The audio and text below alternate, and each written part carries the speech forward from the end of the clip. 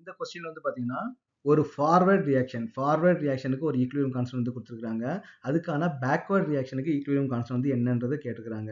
அப்ப என்ன கொடுத்துருக்காங்கன்னா ஒரு ஃபாலோயிங் இந்த ரியாக்ஷனுக்கு கேசி வேல்யூ வந்து கொடுத்துருக்காங்க. அதாவது பார்த்தீங்கன்னா நைட்ரிக் ஆக்சைடு ஓசோன் கூட ரியாக்ட் ஆகி NO2 molecule nitrogen di oxide plus oxygen வந்து ஃபார்ம் ஆகிறதுக்கான கேசி வேல்யூ வந்து கொடுத்துருக்காங்க. இப்போ நமக்கு என்ன இருக்குது, இது வந்து ஒரு ஈக்குலிபிரியத்தில் வந்து இருக்குது. அப்ப இதுல என்ன கேட்டுக்கிறாங்கன்னா கேசி ஃபார் த ரிவர்ஸ் ரியாக்ஷன். அப்ப ரிவர்ஸ் ரியாக்ஷன் நமக்கு வந்து என்னன்னு கேட்டுக்கிறாங்க.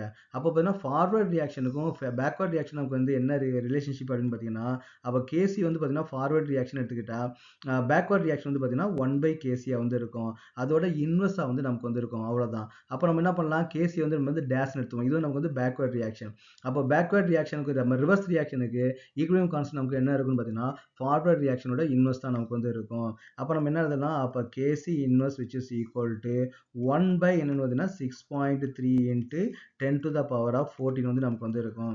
அப்போ which is equal to 1 divided by 6.3 நமக்கு என்ன வரும் பார்த்தீங்கன்னா 0.15 வந்து இருக்கு. 0.159 0.159 into 10 to the power of minus 14 வந்து இருக்கும். அப்போ இங்க இருக்கிற plus 14 மேலே போகும்போது நமக்கு என்னன்னா minus 14 வந்து நமக்கு வந்து போகும்.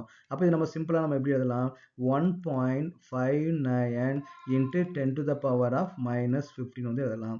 So this is the equilibrium constant for the reverse reaction.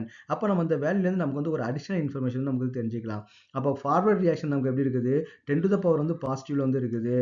பேக்வேர்டில் வந்து பார்த்தீங்கன்னா 10 to the power வந்து பார்த்தீங்கன்னா நெகட்டிவ்ல வந்து இருக்குது. அதுக்கு என்ன மீனிங் பார்த்தீங்கன்னா ஃபார்வர்ட் ரியாக்ஷன் வந்து நமக்கு வந்து மோர் ஃபேவரபுளாக வந்து நமக்கு வந்து இருக்கும். எப்பவுமே 10 to the power of 3க்கு மேலே இருந்துச்சு அப்படின்னா, இப்போ இங்கே 10 to the power of 14 வந்து இருக்குது. எப்பவுமே 10 to the power of 3க்கு மேலே இருந்துச்சுன்னா அங்கே அந்த ரியாக்ஷன் அந்த ஈக்குலிபிரியம் எப்படி இருக்கும்னு பார்த்தீங்கன்னா ரியாக்டன்ட் வந்து கம்மியான அமௌண்ட் தான் இருக்கும், ப்ராடக்ட் தான் நமக்கு நிறைய இருக்கும்.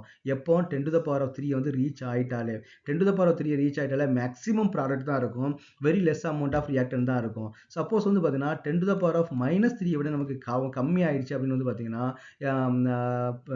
ரியாக்டன்ட் வந்து நிறைய இருக்கும், ப்ராடக்ட் வந்து கம்மியா இருக்கும். அப்போ அந்த ரியாக்ஷன் வந்து ப்ராடக்டா கன்வெர்ட் பண்றதுக்கு வந்து மோர் ஃபேவரபுளா இல்லைன்னு அர்த்தம். ஓகேவா? அப்போ ரிவர்ஸ் ரியாக்ஷன் வந்து பார்த்தீங்கன்னா நமக்கு வந்து ஃபேவரபுளா நமக்கு வந்து கிடையாது.